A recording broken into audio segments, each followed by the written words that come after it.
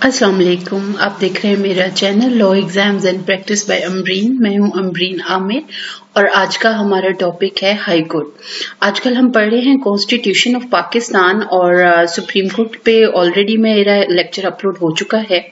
तो आज का हमारा जो टॉपिक है वो है हाई कोर्ट के बारे में।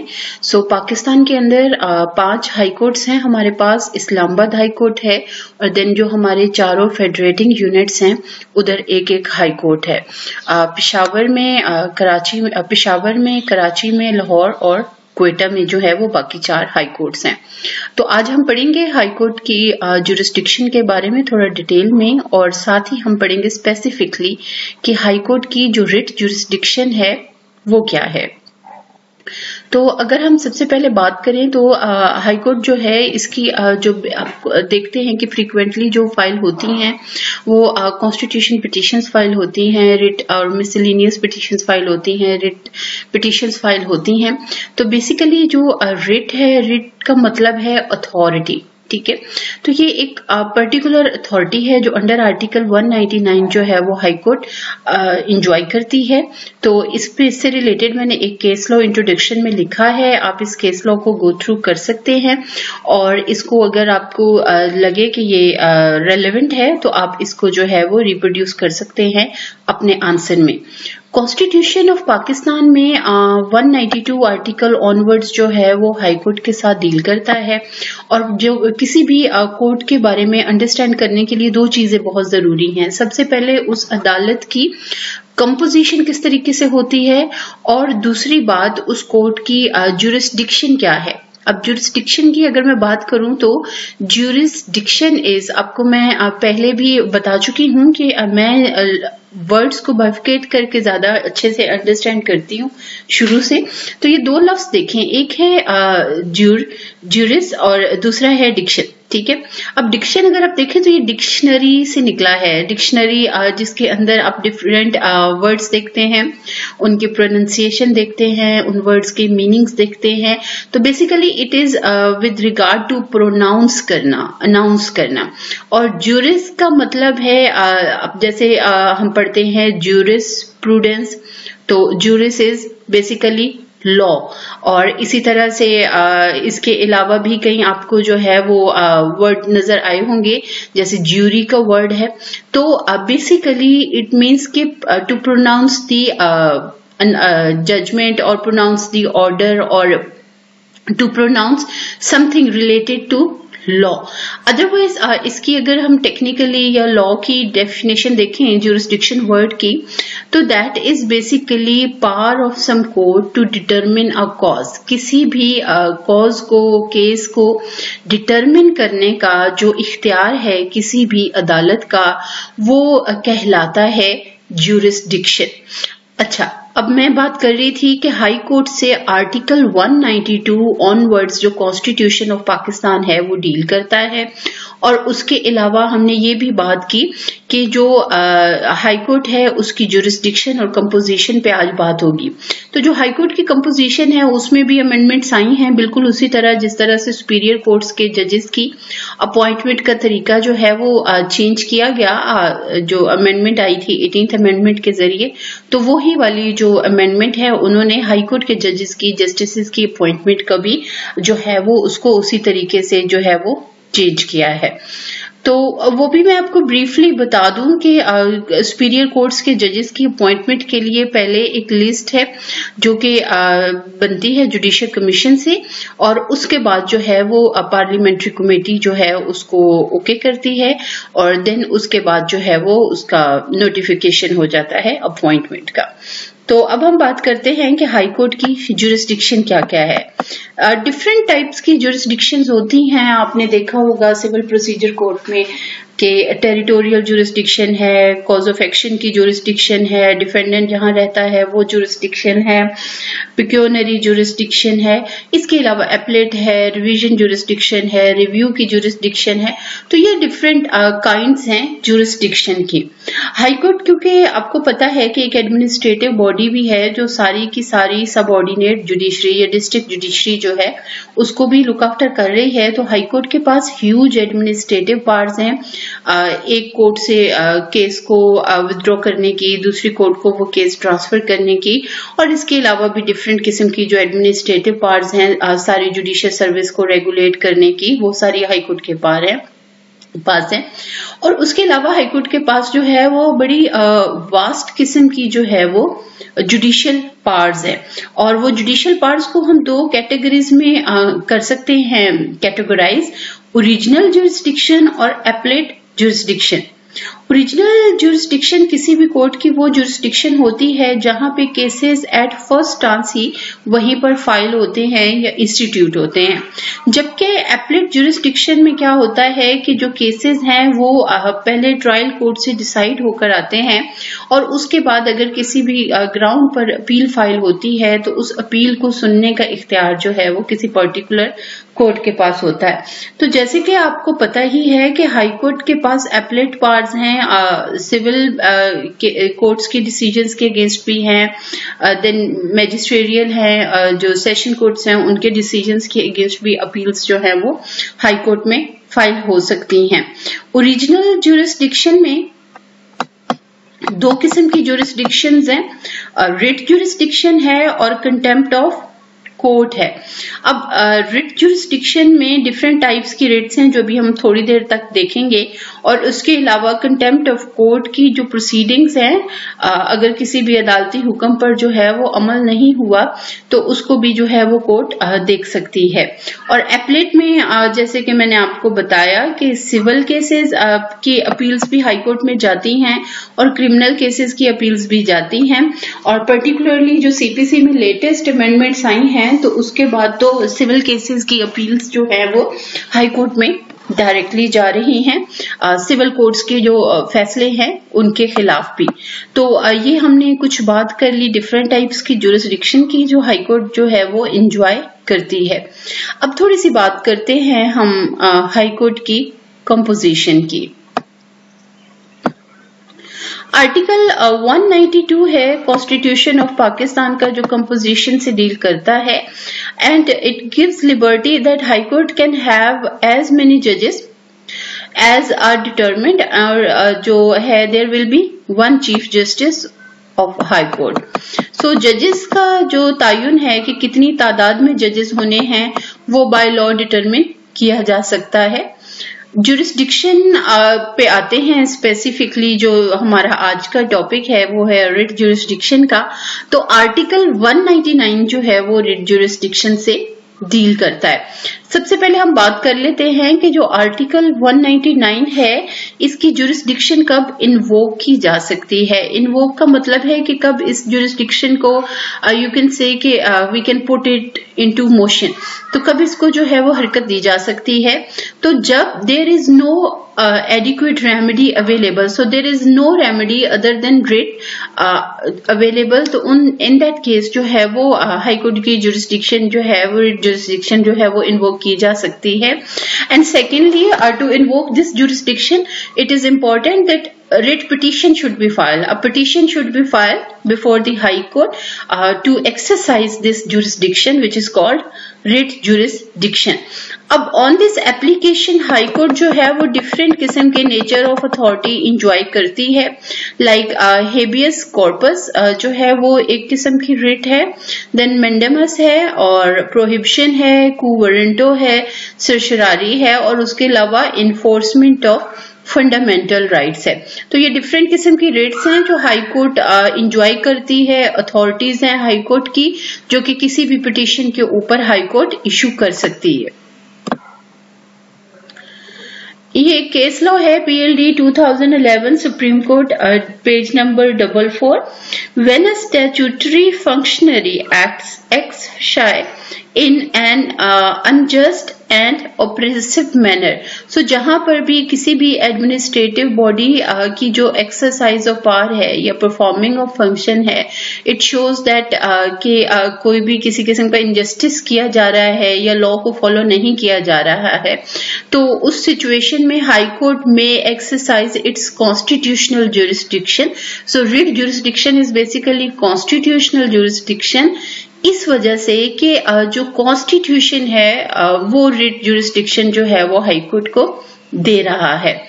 And High Court, by exercising writ jurisdiction or constitutional jurisdiction, may grant relief to an aggrieved party, keeping in view the circumstances of each case and nature of order passed to determine whether a particular case was justiciable or not.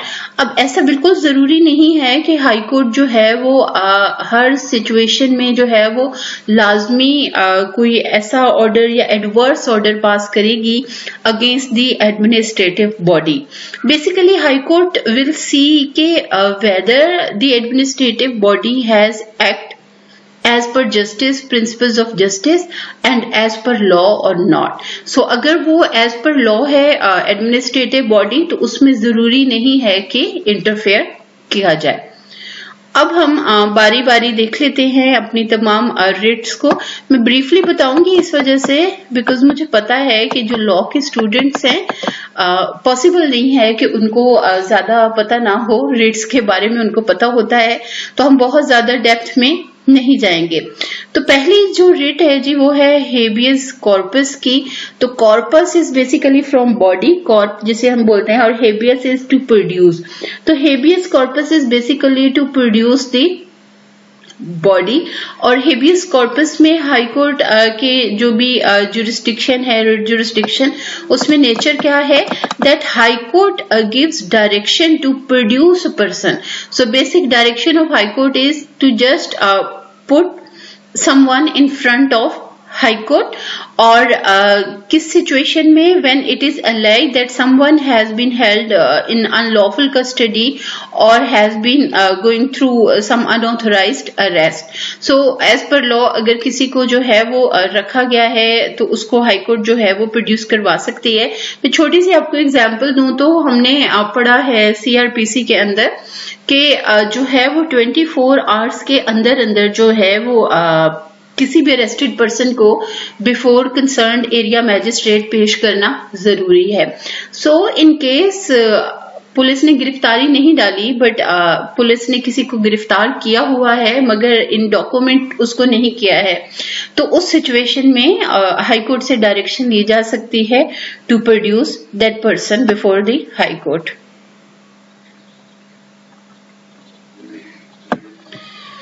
अच्छा, इसकी एक requirement है that the person must be detained within the territorial limits of the respective high court. So अपने province की हद तक जो है वो हाई कोर्ट किसी भी शख्स की प्रोटेक्शन का ऑर्डर कर सकती है. नेक्स्ट रिट को देखते हैं which is writ of quo warranto. So quo is basically from question, जैसे हम कहते हैं व्हाट, और warranto warrant. Warrant means authority. जैसे कोर्ट्स जो है वो अरेस्ट वारंट जारी करती हैं, पोजेशन वारंट्स जारी करती हैं, इस तरह के और वारंट्स जारी होते हैं. Basically that is authority to arrest और अथॉरिटी टू पोजेस समथिंग. तो quo warranto is by what authority. So basically quo warranto की रेट जो है वो फाइल होती है when someone is holding some public office without eligibility criteria or without being qualified to hold that office. इसका हम जो है वो एसेंशियल्स देख लेते हैं. So under this writ high court में give direction requiring a person to show claim to hold an office के by virtue of what qualification he is holding that office, but that office must be of public sector. Private sector के office को इस तरह से challenge नहीं किया जा सकता. And that office should be in the jurisdiction of high court. That means कि अगर कोई प्रोविंशियल ऐसा इदारा है पब्लिक सेक्टर का जिसमें किसी शख्स की अपॉइंटमेंट पे या किसी शख्स की सिलेक्शन के ऊपर कोई ऑब्जेक्शन है तो वो हाई कोर्ट के अंदर इस रिट में उसको जो है वो चैलेंज किया जा सकता है. नेक्स्ट रिट पर आते हैं which is writ of mandamus. अब जो मैंडेमस इज बेसिकली मैंडेटरी से, जैसे हम मैंडेट बोलते हैं पावर को, इख्तियार को, और मैंडेटरी बोलते हैं कंपल्सरी को, तो मैंडेटरी से है। So in writ of mandamus high court gives direction to do what law requires to do. So high court may direct some administrative body to perform their functions as per law. जो उनके functions हैं, जो उनकी हम कह सकते हैं कि जॉब डिस्क्रिप्शन है, उस डिस्क्रिप्शन को परफॉर्म करने के लिए हाई कोर्ट डायरेक्शन दे सकती है। और जो है ये विद इन अगेन जो ऑफिस है, ये जिस पब्लिक फंक्शनरी को या अथॉरिटी को, एडमिनिस्ट्रेटिव बॉडी को डायरेक्शन दी जा रही है, that should be in the territorial jurisdiction of high court. And जो फंक्शंस हैं, those functions should be also public nature, like वो लोकल गवर्नमेंट से रिलेटेड हैं, या वो प्रोविंशियल फंक्शनिंग से रिलेटेड है, या वो फेडरेशन से रिलेटेड है। तो जो पब्लिक उनकी जो है वो इससे रिलेटेड है, उसके लिए फाइल हो सकता है। Suppose if someone is an eligible citizen और उसको कोई इदारा जो है वो कोई डॉक्यूमेंट उसने इशू करवाना है जो उसको इशू नहीं कर रहा, तो वो हाई कोर्ट उसको डायरेक्शन दे सकती है कि उसको जो है वो डॉक्यूमेंट इशू किया जाए। नेक्स्ट जुरिस्डिक्शन जो है वो है प्रोहिबिशन की। तो जिस तरह से हमने मैंडेमस पढ़ा कि डायरेक्शन दी जा सकती है टू डू समथिंग, तो जो प्रोहिबिशन है इसमें बेसिकली रिस्ट्रेनिंग ऑर्डर दिया जा सकता है, रोकने के लिए कि आप ये ना करें। तो हाई कोर्ट में give direction not to do something in performing of some function, और लाइक इफ किसी भी पब्लिक सेक्टर के इंस्टीट्यूशन, किसी भी पब्लिक सेक्टर की जो बॉडी है, गवर्नमेंट बॉडी है, उसके अगेंस्ट अगर कोई कंप्लेंट है तो उस कंप्लेंट में जो है वो उसको किया जा सकता है, रिस्ट्रेन किया जा सकता है कि वो कुछ अरसे के लिए या फॉर टाइम बीइंग जो है वो एक पर्टिकुलर एक्शन से बाज और ममनू रहे। जैसे कि सपोज अगर मैं आपको फॉर एग्जांपल दूं कि अगर कोई पर्टिकुलर जो है वो इदारा जो है वो आपका मीटर जो है वो उसको अनइंस्टॉल करने जा रहा है या आपको डिसकनेक्शन करने जा रहा है, तो उसको जो है वो हाई कोर्ट डायरेक्शन दे सकती है कि फॉर टाइम बिंग वो इस तरह का कोई अमल जो है वो ना करे। नेक्स्ट आती है जी रिट ऑफ सर्चरारी, और certiorari is basically from the word to be informed of और to be made certain in regard to. So basically this is from certain, और इसको प्रोनाउंस मुख्तलिफ लोग मुख्तलिफ तरीके से करते हैं। सर्चरारी भी बोला जा सकता है, सर्चरारी भी बोला जा सकता है। तो ये रिट जो है this is basically to check the certainty of something, that whether something is fulfilling the technical requirements or not. तो ये basically इससे related है। So under this writ, High Court may declare that any act done or proceeding taken, so even if those proceedings have been taken in a court of law, तो उसको देखा जा सकता है कि whether those were under lawful authority or some unlawful authority has been exercised. So certainty को basically High Court determine कर सकती है किसी भी एक्ट की, और क्राइटेरिया क्या है certainty को determine करने का? 1 point क्राइटेरिया है कि whether it is according to law or not। और उसके बाद जो हमारी रिट है that is enforcement of fundamental rights. तो जितने भी हमारे फंडामेंटल राइट्स हमें नजर आते हैं कॉन्स्टिट्यूशन ऑफ पाकिस्तान में, आर्टिकल 8 से 28 फंडामेंटल राइट से डील करता है, और आर्टिकल 9 से पर्टिकुलरली फंडामेंटल राइट्स स्टार्ट होते हैं। तो जितने भी फंडामेंटल राइट्स हैं उनकी इन्फोर्समेंट के लिए भी जो कॉन्स्टिट्यूशनल पिटीशंस हैं वो फाइल की जा सकती हैं। तो ये सारा जो है वो हाई कोर्ट का है। हमारी जुरिस्डिक्शन हमने देख ली, कंपोजिशन हमने देख ली, और हाई कोर्ट के जितने भी फैसले होते हैं वो हमें पता ही है कि वो बाइंडिंग होते हैं सबऑर्डिनेट कोर्ट्स के ऊपर। मगर देखने की बात ये है कि क्या उनके फैसलों के अंदर किसी किस्म की रेशियो जो है वो डिसाइड की गई है। रेशियो इज बेसिकली प्रिंसिपल, जैसे हम स्टेयर डिसाइसिस भी कहते हैं। तो अगर कोई प्रिंसिपल डिसाइड हुआ है तो वो प्रिंसिपल की हद तक जो है वो बाइंडिंग है, बाकी बाकी किसी भी केस के सर्कमस्टांसेस जो हैं वो किसी भी दूसरे केस के सर्कमस्टांसेस पे बाइंडिंग नहीं होते हैं। तो ये था हमारा आज का टॉपिक, और आज मैंने थोड़ा सा तेज करवाया है। उसका एक रीजन है कि आपके टाइम की भी बचत हो, मेरे टाइम की भी बचत हो।